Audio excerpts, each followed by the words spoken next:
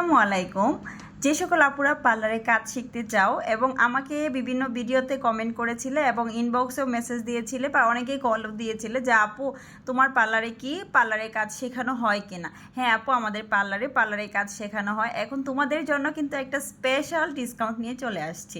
তো আমাদের পার্লারে কিন্তু আগামী জুলাইয়ের 25 তারিখ পর্যন্ত বেসিক টু অ্যাডভান্সের ওপর 10% ডিসকাউন্ট থাকবে এবং ফুল প্রফেশনাল কোর্সের ওপর 20% ডিসকাউন্ট থাকবে।